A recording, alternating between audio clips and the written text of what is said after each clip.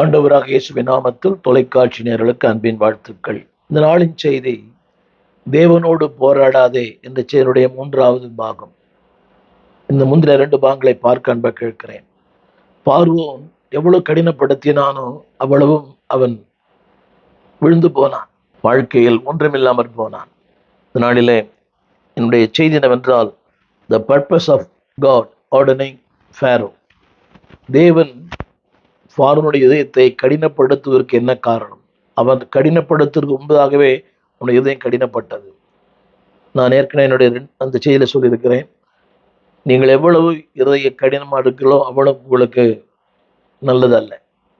உங்கள் இதய கடினம் உங்களை நரக பாதாளத்துக்கு கொண்டு போகும். உங்கள் இதயத்தின் கடினம் உங்களை ஏதோ ஒரு மூலைக்கு கொண்டு போயிடும். Be careful.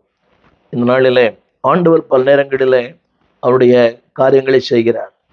இங்கே நான் சொல்ல கருத்து என்னவென்றால், யாத்திராம புஸ்தகம் 7ஆம் அதிகாரம் 3ஆம் வசனம். பல நேரங்களிலே தேவனுடைய சத்துருக்களுக்கு தேவன் யார் என்று விளக்கி காண்பிக்கும்படியாய் என் வார்த்தை கவனியுங்கள்.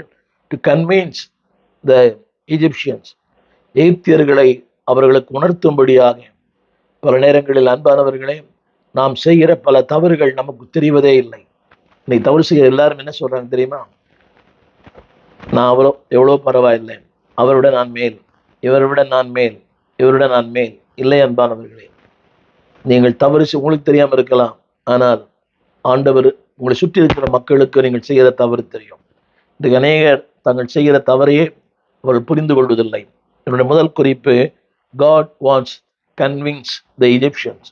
ஆண்டவரை அறியாத மக்களுக்கு தேவன் தான் யார் என்பதை உணர்த்தும்படியாக பல நேரங்களிலே நம்முடைய தேசத்துக்காக ஜெபிக்கிறோமே, இவ்வளோ ஜெபிக்கிறோம், ஆனாலும் இன்னும் மக்களுடைய இதயம் கடினப்பட்டிருக்கிறது. காரணம் என்னவென்றால், யாத்திராம புஸ்தகம் 7ஆம் அதிகாரம் 3ஆம் வசனம் 3, 4, 5.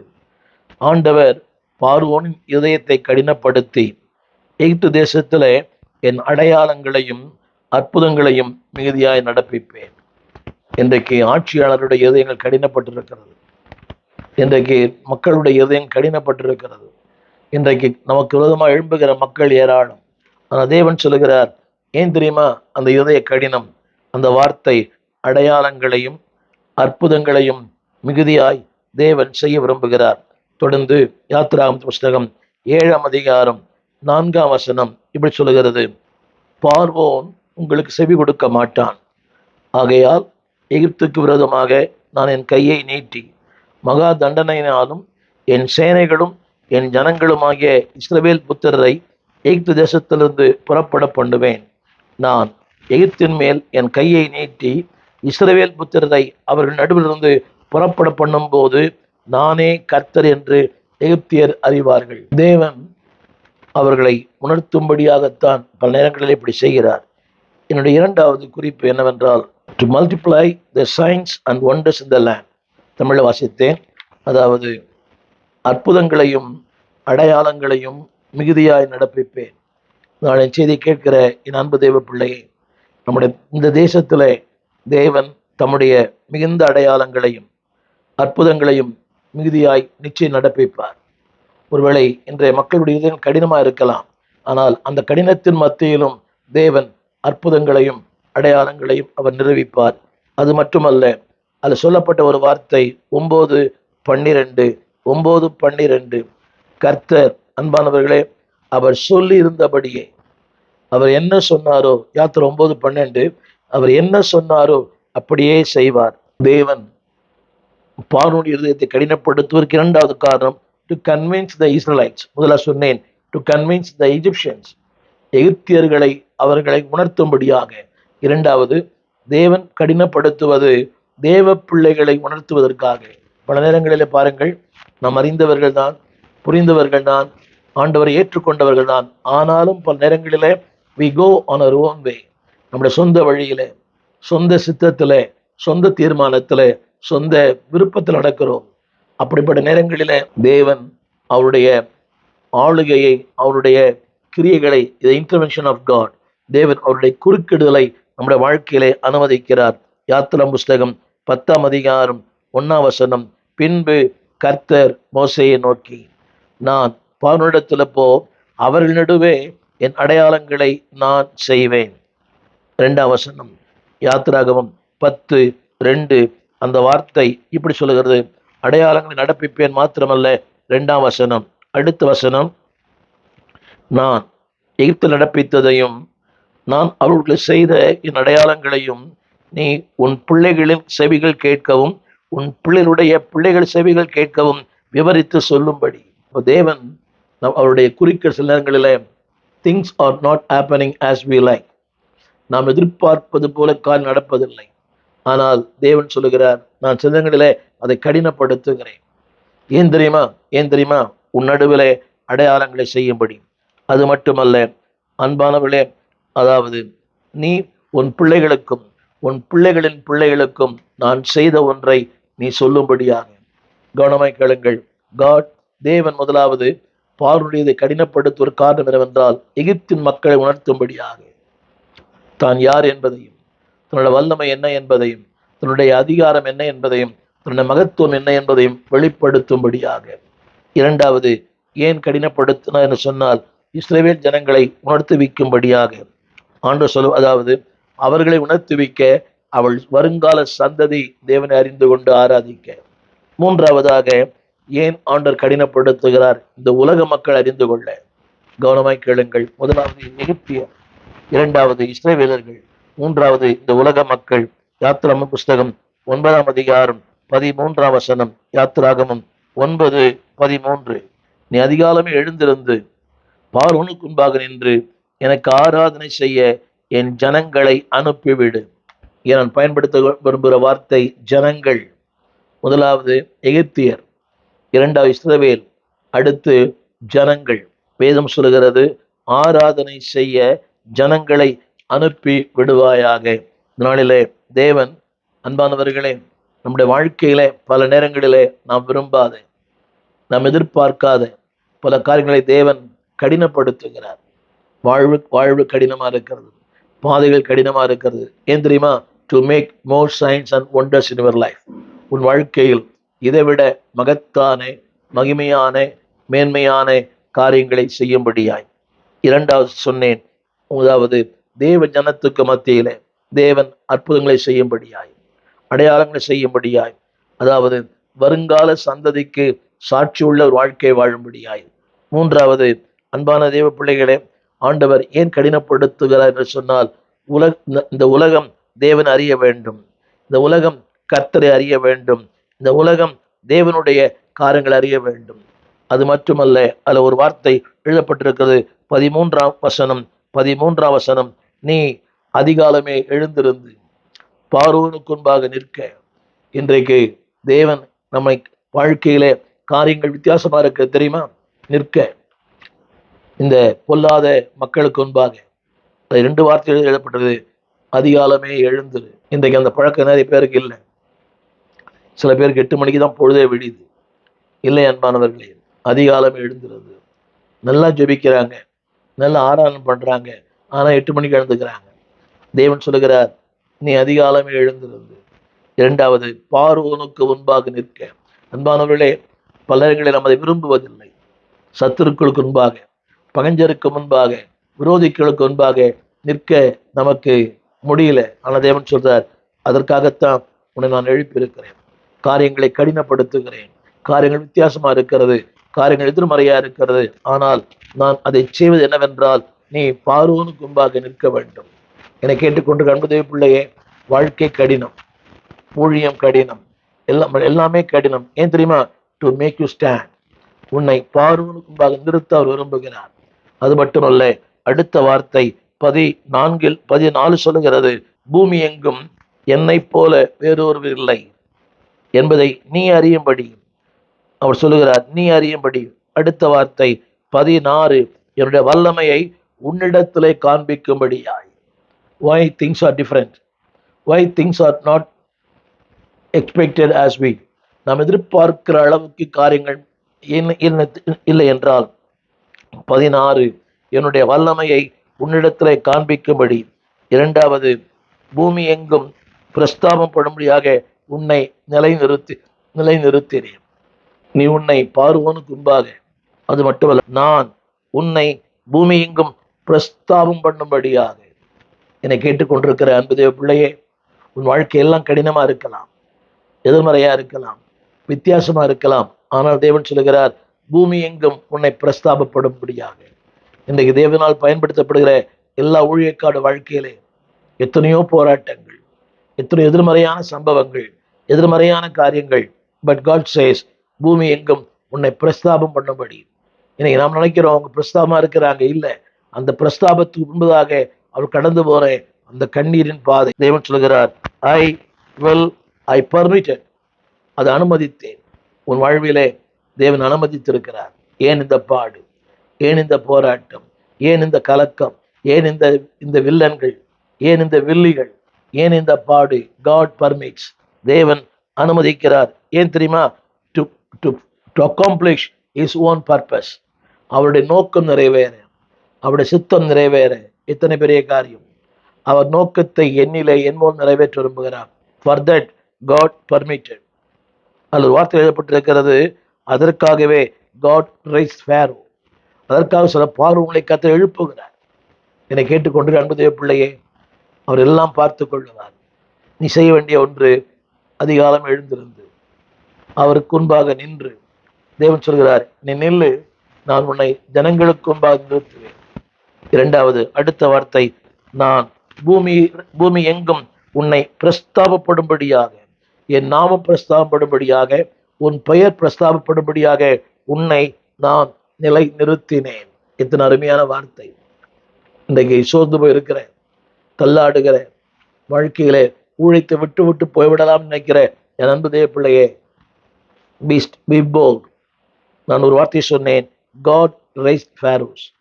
ஆண்டவர் தான் இப்படிப்பட்ட பார்வங்களை எழுப்புகிறார். ஏன் தெரியுமா? உங்களை என்னையும் நிலைநிறுத்த, உங்களை என்னையும் மேன்மைப்படுத்த, உங்களை என்னையும் உறுதிப்படுத்த, உங்களை என்னையும் பிரஸ்தாபம் பண்ண. இன்றைக்கு அந்த பிரஸ்தாபம் சும்மா வராது. You have to stand before the pharaohs. இன்னைக்கு இருக்கிற பார்வன்கள், இந்த ஊடகங்களே ஒரு பார்வன் தான் நமக்கு எதிராய். எத்தனை ஊடக கிறிஸ்தவர்களே நமக்கு பார்வன்கள் தான். நமக்கு எதிராய் பரியாசம், கேலி, கிண்டல், பொது வழியிலே நம்மை குறித்து எழுதுவது. But God says, be bold, be stand. நீ நில், டோன்ட் ஹைட், டோன்ட் ரன். ரொம்ப கடினம் அது. சொல்லுவது இயல்பு, சுலபம். ஆனால் நிற்பது கடினம். ஆனால் தேவன் சொல்றார், நீ நில்லு, நான் உன்னை மேன்மைப்படுத்துவேன், உன்னை நிலைநிறுத்துவேன். அதாவது என் நோக்கத்தையும் என் சித்தத்தையும் உன்னில் நிலைநிறுத்துவேன். யாத்திராம் 14:4 கூட, ஆகையான் நான் எல்லா இராணுவத்தாலும், அவனுடைய எல்லா இராணுவத்தாலும் நான் மகிமைப்படுவேன். யோசித்து பாருங்கள், எல்லா இராணுவத்தாலும். யாத்திராகமம் 14:4. எல்லா இராணுவத்தாலும். உன்னை யாரெல்லாம் விரோதிக்கிறார்களோ, யாரெல்லாம் போராடுகிறார்களோ, யாரெல்லாம் உன் வாழ்க்கையில எதிராக இருக்கிறார்களோ, தேவன் சொல்லுகிறார், நான் அவர்களுக்கு விரோதமாய் போராடுவேன். அது மட்டுமல்ல, அடுத்த யாத்திராகம் 14:8 சொல்லுகிறது, ஒரு நாள் வரும், அன்றைக்கு அன்பான தேவ பிள்ளைகளே, ஆண்டவர் உன் கையை பலக்க பண்ணுவார். 14:8, பலத்த கையுடன் யூ வில் கோ ஃபார்வர்ட். தடைகள் இருக்கலாம். 14:8 திரையிலே பாருங்கள், பலத்த கையுடன். God will strengthen your hand. God will strengthen your knees. உன்னுடைய கைகளை பலப்படுத்துவார், உன் கால்களை பலப்படுத்துவார், உன் வாழ்க்கையை பலப்படுத்துவார், உன்னையே பலப்படுத்துவார், ஸ்திரப்படுத்துவார், சீர்படுத்துவார், நிலைநிறுத்துவார். உன்னையே ஜனங்களுக்கு முன்பாக. அன்பான தேவ பிள்ளைகளே, 14:12 சொல்லுகிறது, அதாவது இந்த உலகத்திலே தலைகுனிந்திருந்தோமோ அந்த உலகத்திலே தேவன் மகிமைப்படுவார். அந்த வார்த்தை சொல்லுகிறேன், குதிரை வீரர் முதலாகிய இராணுவத்தால் நான் மகிமைப்படுவேன். இந்த அரசியல்வாதிகளால். கரங்களை உயர்த்தி ஆமீன் சொல்லுவீங்களா? எந்த அரசியல் நம்ம ஒடுக்குகிறார்களோ, நம்மை நொறுக்குகிறார்களோ, அந்த அரசியல்வாதிகளால் அவர் மகிமைப்படுவார். விசுவாசித்தால் ஆமீன் சொல்லுங்கள். வார்த்தை சொல்லுகிறது, யாத்திராகம் 17:14-17, நான் மகிமைப்படுவேன். யாரால் சொல்லப்பட்டிருக்கிறது? ரதங்கள், குதிரை வீரர்கள் முதலான அவனுடைய எல்லா இராணுவத்தாலும். சத்துருக்களின் தளவாடங்கள், சத்ருவின் காரியங்கள், சத்துருவால் மகிமைப்படுவானாம். அதே சத்துரு வாய்த்தர சொல்லுவான், கர்த்தனோடு கூட இருக்கிறார், நீ கர்த்தருடைய பிள்ளை. இந்த உலகம் சொல்லும், நம்மை விரோதிக்கிற, நமக்கு எதிராய் கிரியை செய்கிற, நம்மை குறித்து பேசுகிற அவள் முன்பாக தேவன் சொல்லுவார், நான் அவர்களால் மகிமைப்படுவேன். என்னுடைய இரண்டாவது குறிப்பு, there's a purpose. இவங்களுக்கு மத்தியிலே God preserve. தேவன் சொல்லுகிறார், உன்னை நான் பாதுகாப்பேன். பார்வோன் மத்தியிலே, இராணுவங்களுக்கு மத்தியிலே, அடிமைத்தனத்துக்கு மத்தியிலே, எதிர்ப்புகள் மத்தியிலே, ஏளனங்களுக்கு மத்தியிலே, I will preserve you. உன்னை பாதுகாப்பேன், உன்னை பராமரிப்பேன், உன்னை போஷிப்பேன். அது மட்டுமல்ல அன்பார்களே, என்னுடைய பலத்த சத்துவத்தை உன்னிலே விளங்க பண்ணுவேன். விசுவாசிக்கிறவங்க ஆமேன் சொல்லுங்க. ஆமேன். அந்த எதிர்மறையான சூழ்நிலை மத்தியிலே யாத்ராம் 10:1 தேவன் சொல்லுகிறது, அவர்கள் நடுவே என் அடையாளங்களை செய்வேன். ஏற்கனவே படித்திருக்கிறோம் 10:1. அவர்கள் நடுவே நான் அடையாளங்களை செய்வேன். இதைத்தான் ஆண்டவர் திரும்ப திரும்ப திரும்ப திரும்ப சொல்லுகிறார். யோவான் 12:37 நான் இத்தனை அற்புதங்களை செய்தாலும், அப்படி சொல்ல வார்த்தை தேவன் சொல்லுகிறது, இத்தனை அற்புதங்களை தேவன் செய்தாலும் இந்த உலகம் அவரை இன்னும் விசுவாசிக்காதவில்லை. ஆனால் தேவன் சொல்லுகிறார், நான் இவைகளை செய்வேன். கடின இருதயம் உங்களை ஒன்றுமில்லாமல் போகும், ஒன்றுமில்லாமல் ஆக்கிவிடும். சில வசனங்களை சொல்லி நான் விரும்புகிறேன். அன்றும் இன்றும் தேவ ஜனங்கள் இப்படித்தான் இருக்கிறார்கள். எனவே தான் ரோமர் 10:16 இப்படி சொல்லப்பட்டிருக்கிறது. சுவிசேஷத்திற்கு எல்லாரும் கீழ்ப்படியவில்லை. இதை குறித்து ஏசாயா சொன்ன வார்த்தை, எங்கள் மூலமாய் கேள்விப்பட்டதை விசுவாசிக்கிறவன் யார்? அப்படியானால் அன்பானவர்களே, தேவன் ஒரு நாள் வரும், அன்றைக்கு இந்த தேசம் விசுவாசிக்கும். அந்த வார்த்தை அவர் சொல்லுகிறார், நான் என் ஜனங்களை ஒருபோதும் தள்ளி விடுவதில்லை. வேதம் வார்த்தை சொல்லப்பட்டிருக்கிறது, நாட்கள் வரும். எரேமியா 31:31 நாட்கள் வரும், நான் அப்பொழுது இந்த ஜனத்தோடு கூட, இஸ்ரவேல் குடும்பத்தோடு கூட ஒரு புதிய உடன்படிக்கை பண்ணுவேன். நாளில ஆண்டு சொல்லுகிற அந்த வார்த்தை, அன்பானவர்களே, தேவன் கடினமான வாழ்க்கை, கடினமான சூழ்நிலை, கடினமான காரியங்கள், but still God wants to do something in your life. அடுத்து நான் சொல்ல விரும்புகிறேன், அன்பானவர்களே, இன்றைக்கும் அன்றைக்கு அவர்கள் பார்வோன் கடினப்படுத்தினான். ஆனால் இன்றைக்கும் விசுவாச பிள்ளைகள் அதிக கடினம். விசுவாசிப்பதில்லை, நம்புவதில்லை, ஏற்றுக்கொள்வதில்லை, தேவனை கீழ்ப்படிவில்லை. இதைத்தான் 2 தெசலோனியர் 2 முதல் 10 வசனங்களை வாசிக்கிறோம். 2 தெசலோனியர் 2 ஒருவனும் உங்களை மோசம் போக்காதபடிக்கு எச்சரிக்கையாயிருங்கள். Don't be hard on your heart. இதயங்களை கடினப்படுத்தாதிருங்கள். ஒருவனும் உங்களை மோசம் போக்காதபடி. சூழ்நிலைகள், சம்பவங்கள், பொருட்கள், நிலங்கள், அடுத்தவனுடைய சொத்து, கவனிங்கள். நீங்கள் மோசம் போகாதபடிக்கு ஏமாறாதீங்க, அடுத்தவங்களை ஏமாற்றாதீங்க. மோசம் போகாதபடிக்கு எச்சரிக்கையாருங்கள். ஏனெனில் விசுவாச துரோகம் முந்தி நேரிட்டு கேட்டின் மகனாகிய பாவ மனுஷன் வெளிப்பட்டால் ஒழிய அந்த நாள் வராது. 10ஆம் வசனம் வரைக்கும் 2 தெசலோனியர் 2 முதல் 10 வரை வாசிக்க நேரமில்லை. அந்த வசனம் இப்படி சொல்லப்பட்டிருக்கிறது. அந்த வசனம், அன்பானவர்களே, இது அப்படிப்பட்ட ஒரு காலம், அக்கிரமத்தின் காலம், அநியாயத்தின் காலம், வேதனையின் காலம், கண்ணீரின் காலம். 2 தெசலோனியர் 2:4 அந்த வார்த்தை சொல்லப்பட்டிருக்கிறது. ஏத்து நிற்கிற ஒரு காலம், ஊழியனுக்கு ஏத்து நிற்கிறேன், பெற்றோருக்கு ஏத்து நிற்கிறேன், தேவ சித்தத்துக்கு ஏத்து நிற்கிறேன், தேவனுடைய வார்த்தைக்கு ஏத்து நிற்கிற ஒரு காலம். அது மட்டுமல்ல, எல்லாவற்றுக்கும் மேலாக தன்னைத்தான் உயர்த்துகிற ஒரு காலம். இன்னைக்கு எல்லாரும் பாருங்க, தன்னைத்தான் உயர்த்து. ஊடகத்துல பாருங்களேன், விதமான போட்டோஸ், விதமான போஸ்ட், எல்லாரும் பிஷப் தான். யாரை பார்த்தாலும் பிஷப். ஒரு ஸ்தாபனத்துக்கு பிஷப் இருப்பாங்க. இன்னைக்கு சபையே இல்லை, அவரெல்லாம் பிஷப்பா இருக்கிறாங்க. ஆத்துமாக்களே இல்லை, பிஷப்பா இருக்கிறாங்க. இதை பல சொல்லியிருக்கலாம், யாரை குற்றப்படுத்த அல்ல. இது தன்னைத்தானே எல்லாவற்றுக்கும் மேலாக தன்னை உயர்த்துவது. லெட்டர் பேட்ல ஏகப்பட்ட பெயருக்கு பிறகு ஏகப்பட்ட எழுத்துக்கள். அது உண்மையா பொய்யா தெரியல. இது கடைசி காலம். அந்தி கிறிஸ்து சொல்லப்பட்டாலும் இந்த திருச்சபையினுடைய நிலம் அப்படிதான் இருந்தது. They don't believe. They want to exalt themselves. தன்னைத்தான் உயர்த்துகிறவர்கள். தேவனோடு போராடாதீர்கள். வேதம் சொல்கிறது. அன்பான தேவ பிள்ளையே, அந்த வசனம் சொல்கிறது, சத்தியத்தை 2 தெசலோனியர் 2:11 சத்தியத்தை விசுவாசிக்காதபடி அநீதியில் பிரியப்படுகிறவர்கள். இன்னைக்கு அதுதானே, nobody wants to listen the word. திரும்ப படிக்கிறேன். சத்தியத்தை விசுவாசிக்காமல் அநீதியில் பிரியப்படுகிறவர்கள். இன்றைக்கு உலகம் அப்படித்தான், அநீதியிலே பிரியப்படுகிறார்கள். நீதியில யாரும் பிரியப்படல. எல்லாரும் கேட்கிற கேள்வி, நீதியா வாழ்ந்து என்ன பிரயோஜனம்? உங்களுக்குள்ள அந்த கேள்வி வந்திருக்கலாம், எனக்குள்ள அடிக்கடி வருது. நீதியாய், உண்மையாய், உத்தமமாய் ஒரு சில நேற்று முந்தின நாள் சென்னையிலிருந்து புறப்பட்டு என்னுடைய பல கிளை சபைகளை சந்திக்கிற ஒரு வாய்ப்பு. 13 ஆண்டுகளுக்கு பிறகு சில சபைகளை சந்தித்தேன். சில சபைகளை 4 ஆண்டுக்கு பிறகு, சில சபைகள் 10 ஆண்டுல பிறகு.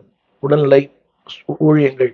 நேற்று சென்னையிலிருந்து திருச்சி, தஞ்சாவூர், திருவாரூர், இப்படி வழிநடுக சில சபைகளை பார்க்கும்போது மிகுந்த துக்கம், மிகுந்த வேதனை. ஒரு பராமரிப்பு கூட இல்லை. யோசித்து பாருங்கள் அன்பான தேவ பிள்ளைகளே, இன்றைக்கு ஜனங்க சத்தியத்தை விசுவாசிக்கிறதில்ல. ஊழியத்தை ஏதோ குடும்பம் நடக்குது, ஏதோ வண்டி ஓடுது, அவர் மனைவர் பிள்ளைகள் வேண்டாம். அன்பான தேவ பிள்ளைகளே, சத்தியத்தில் பிரியப்படுங்க, இந்த வாழ்க்கை வளரும். சத்தியத்தில் பிரியப்படும்படி, அப்படி சத்தியத்தை பிரியப்படுகிற விசுவாசிக்காத யாருக்கு என்ன ஒன்று தெரியுமா? அநீதியில் பிரியப்படுறவர்களுக்கு ஆக்கியனை தீர்ப்பு. 2 தெசலோனியர் 2:11 அநீதியில் பிரியப்படுகிறவர்கள். எத்தனை பெரிய பொய் பித்தலாட்டம்! சபையை அடமானம் வைக்கிறவங்களாம் இருக்கிறாங்க. ஒரு திருச்சபையை ஒரு ஊழியர் அடமானம் வைக்கிறார். இன்னொருவர் கேட்டா எனக்கு கடன் பிரச்சனை, வேறு வழி இல்லை, அடமானம் வைக்கிறார். அதாவது எவ்வளவு நிறைய காரியங்கள். வேதம் சொல்லுகிறது, அநீதியில் பிரியப்படுகிறவர்கள் ஆக்கினைக்குள்ளாய் தீர்க்கப்படுவார்கள். உங்களுக்கும் பொருந்தும், எனக்கும் பொருந்தும். நான் சொல்ல விரும்புகிற வார்த்தை, those who do not believe, தேவனை விசுவாசிக்காதவர்கள் திருச்சபைக்கு வந்து சத்தியத்தை கேட்டு பல நாட்கள் அனுபவங்கள் இருந்து still they are not up to standard. தேவனுடைய அந்த விருப்பத்திற்கு, தேவனுடைய அந்த நோக்கத்திற்கு 2 தெசலோனியர் 2:10 அப்படி யார் தெரியுமா? கெட்டு போகிறவர்கள். 2வது, அநீதியினால் உண்டாகும் சகலவித வஞ்சகத்தோடு. அதாவது அவங்க சொல்லுவாங்க ரட்சிக்கப்படும் சொல்லுவாங்க, ஆனா சத்தியத்து மேல் இருக்கிற அந்த சத்தியத்தை அங்கீகரிக்காதவர்கள். வசனத்தை பாருங்கள், சத்தியத்தை அங்கீகரிக்காதவர்கள். they don't believe. they come to church, சபைக்கு வருவாங்க, எல்லாம் பேசுவாங்க, சத்தியம் பேசுவாங்க, சூப்பரா இருப்பாங்க. ஆனால் சத்தியத்தின் மேல் அன்பை அவள் சத்தியத்தில் எத்தனை பேர் அன்பா இருக்கிறாங்க? ஒரு 5 நிமிஷம் பிரசங்கம் அதிகமாயிடுச்சுனாலே முகம் மாறுது. சத்தியத்தின் மேல் இருக்கிற அன்பை அங்கீகரிக்கிறது இல்லை அவங்க. என்னுடைய மனவாறு தான். சத்தியத்தை பேசுகிற ஊழியர்கள் அங்கீகரிக்கப்படுவதில்லை. இந்த கதை சொல்லுகிற, சத்தம் போடுகிற, அங்கிருந்து இங்கு, இங்கிருந்து அங்கு ஓட்டம், அற்புதங்கள், அடையாளங்கள், அவங்க அங்கீகரிக்கப்படுறாங்க. நல்லா வசந்தப்படி கேளுங்க. அதாவது சத்தியத்தின் மேல் உள்ள அன்பை அவர்கள் அங்கீகாமல் போனபடியினாலே. கவனிங்க, அடுத்த வார்த்தை ஆக்கினைக்குள்ளாக. என்னை கேட்டுக்கொண்டிருக்கிற அன்பு தேவ பிள்ளையே, do not take pleasure in unrighteousness. இந்த உலக பிரகாரமான காரியங்கள்ல ரொம்ப மகிழ்ச்சி அடையாதீங்க. அவரை ஏமாத்திட்டேன், இவரை ஏமாத்திட்டேன், இவரை ஏமாத்திட்டேன். நீங்க அவரை ஏமாத்தல, உங்களை ஏமாத்திக்கிறீங்க. ஊழியில் கூட ஏமாத்தலாம். அவரை ஏமாத்திட்டு, இவரை ஏமாத்திட்டேன், பாஸ்டை ஏமாத்திட்டேன், விசுவாசி ஏமாத்திட்டேன், ஸ்தாபனங்களை ஏமாத்திட்டேன். நெவர். சொல்லிக்கொண்டே போகலாம். புதுவெளியில் நல்லதல்ல. Don't take pleasure in the unrighteousness. அடுத்து சொல்ல போறேன், take love of the truth. Love the truth, learn the truth, lean on the truth. சத்தியத்தை நேசியுங்கள், சத்தியத்தில் வாழுங்கள், சத்தியத்தையே சார்ந்து கொள்ளுங்கள். நீ கேட்கலாம், சத்தியம் சோறு போடுமா? நிச்சயம் போடும். தேவன் சொல்லுகிறார், உன்னை பிரஸ்தாபம் பண்ணுவேன், இந்த ஜனங்கள் நடுவே உன்னை நான் மகிமைப்படுத்துவேன், ஜனங்கள் நடுவே உன்னை மேன்மைப்படுத்துவேன். பாருங்களேன், இன்றைக்கு தேவனால் கனம் பண்ணப்படுறவங்கள்லாம் ஒரு காலத்துல பாடுகள் மத்தியில், போராட்டங்கள் மத்தியில், பார்வங்கள் மத்தியில், எகிப்தியர் மத்தியில், தேவ ஜனத்தின் மத்தியில் சிறுமைப்படுத்தப்பட்டவர்கள். அவமானப்படுத்தப்பட்டவர்கள், தூஷிக்கப்பட்டவர்கள், தூக்கி எறியப்பட்டவர்கள். But God exalted them. God lifted them.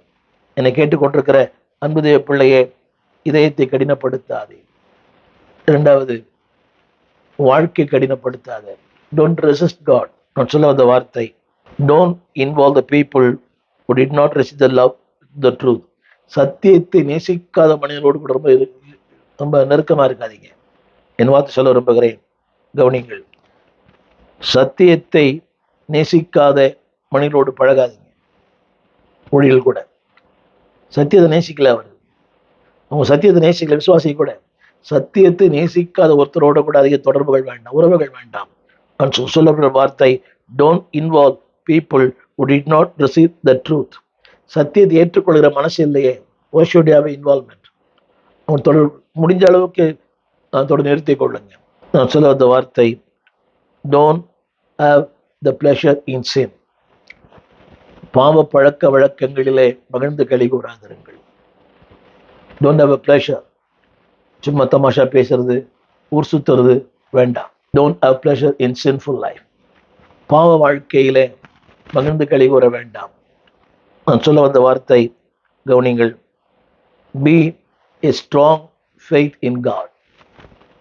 ஆண்டருக்குள்ள உறுதியான அப்படிப்பட்ட மக்களோடு ஒட்டி கொள்ளுங்கள். வசனத்தை நேசிக்கிற, வசனத்தை விரும்புகிற, வசனத்தில் ஆழமுள்ள, ஜபத்தில் ஆழமுள்ள நல்ல கேரக்டர், அவரோட ஒட்டி கொள்ளுங்கள். அது அப்படி வரும். பணம் இருக்கலாம், வசதி இருக்கலாம், அவரோட போனால் அவரோட சாப்பாடு கிடைக்கும். ஆனால் டோன்ட் இன்வால்வ் வித் தம். திரும்ப சொல்லுகிறேன், do not take the pleasure in the worldly things. Do not take the pleasure in unrighteousness. அநீதியான காரியங்கள்ல சந்தோஷப்படாதீங்க.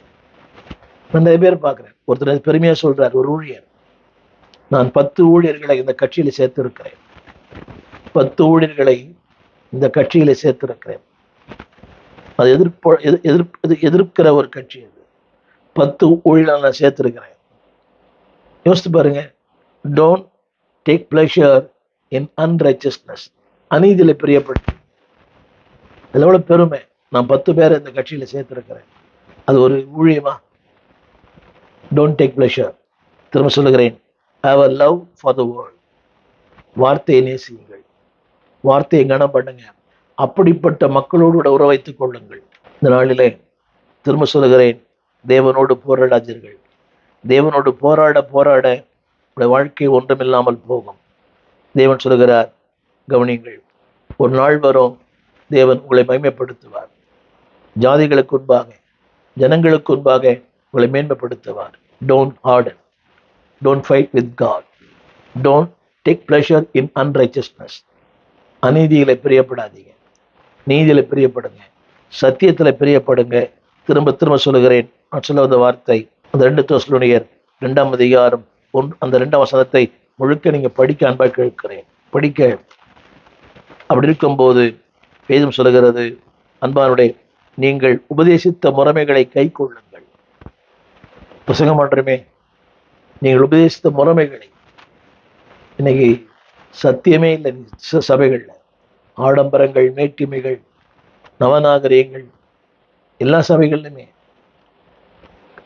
யார் ஆண் யார் பெண்ணே தெரியல.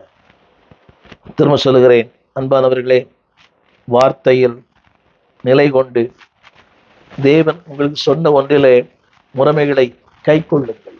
வார்த்தையை கை கொள்ளுங்கள். The ordinance of God. இதனுடைய முறைகளை கை கொள்ளுங்கள். உபதேசத்தை கை கொள்ளுங்க. இன்னைக்கு பிள்ளைகள் பெற்றோரும் கை கொள்ளுதில்லை, பிள்ளைகளை கை கொள்ளுங்க. இவ்வளவு முடி வச்சுன்னு வரான் சபைக்கு. கேட்டா ஏதோ ஒரு காரணம் சொல்றான், ஷோ ஃபன்னு ஏதோ ஒன்று சொல்றான். யோசித்து பாருங்கள் அன்பானவர்களே.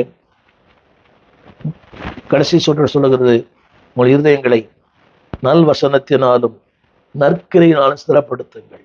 உங்கள் இருதயங்களை நல் வசனத்தினாலும் நற்கிரிகளாலும் ஸ்திரப்படுத்துங்கள். கடினப்படுத்த வேண்டாம், போராட வேண்டாம். ஊழியனோடு, ஆவியானவரோடு, உங்கள் பெற்றோரோடு, தேவ சித்தத்தோடு போராடாதீங்க. போராடினீங்கன்னா உங்கள் வாழ்க்கை ஒன்றுமில்லாமல் போகும். அதில் எழுதப்பட்டிருக்கிறது, அதில் ஆக்கினை தீர்ப்பு, ஆக்கினை தீர்ப்பு. அது வேண்டாம். தேவன் உங்களுக்கு என்று வைத்திருக்கிற மகிமையான வாழ்க்கை, நம்பிக்கையின் வாழ்க்கை. அதில் போட்டிருக்குது 2 தெசலோனியர் 2:16, நித்திய ஆறுதல், நித்திய நல் நம்பிக்கை, நித்திய கிருபை. இது அங்காலும் தேவன் வைத்திருக்கிறது. இதில் படிக்கிறேன், நித்திய ஆறுதல், நித்திய நல் நம்பிக்கை, நித்திய கிருபை. அடுத்து நீங்கள் தேற்றப்படும் வசனத்திலும் நற்கிரிகளும் உங்கள் தேவன் ஸ்திரப்படுத்துவார். Don't fight with God, don't argue with God. தேவனோட போராடாதீங்க, ஆவியானோட போராடாதீங்க. ஆவியார் வேண்டான்னு சொன்னா எஸ்ன்னு சொல்லுங்க. எவ்வளவு போராடுறீங்களோ உங்களுக்கு தீமை. You last everything. பார்வோன் ஆட்சி இழந்தான், தன் மகனை இழந்தான், தன் ஜீவனையே இழந்தான். ஜீவனை இழப்பதற்காக அல்ல, ஜீவனை கொடுக்கவே வந்தார். உங்கள் ஜீவன் அநேகருக்கு பயன்படணும், அநேகருக்கு நீங்கள் ஆசுவமாக இருக்கணும், உங்களை கர்த்தர் மேன்மையாக வைக்கணும், அநேகருக்கு நீங்கள் ஒரு நற்கந்தங்களாக பேசணும். That must be a fruits in your life. That must be a flower in your life. That must be a fragrance in your life. உங்களுடைய வாழ்க்கை கனி கொடுக்கும் வாழ்க்கையாக, பூத்து குலுங்க வாழ்க்கையாக, நற்கந்தம் வீசுகிற வாழ்க்கையாக இந்த வாழ்க்கை மாற உங்களுக்காக ஜெபிக்கிறேன். ஜெபிப்போம். வானத்தையும் பூமியும் படைத்த நல்ல ஆண்டவரே, இந்த அருமையான வேலைக்காக நன்றியோடுமை துதிக்கிறோம். உங்களுடைய கிருபையின் கரங்களிலே எங்களை தாழ்த்துகிறோம். நீர் செய்த எல்லா நன்மைகளுக்காக நன்றி. நீ செய்த நன்மைகள் ஏராளம் ஏராளம், அது சொல்லி முடியாது. அது மகிமையான ஒன்று, மகத்துவமான ஒன்று. தொடர்ந்து மோடு போராடாதபடி, இருதயத்தை கடினப்படுத்தாதபடி தேவனுக்கென்று வாழ எங்களுக்கு சகாயம் பண்ணும். Just to believe, just to obey, just to love. சத்தியத்தை அன்பு கூற, சத்தியத்தை நேசிக்க, சத்தியத்தை கீழ்ப்படிய எங்களுக்கு கிருபை பலனையும் தாரும். உம்முடைய அன்பின் கரங்களிலே தாழ்த்துகிறோம்.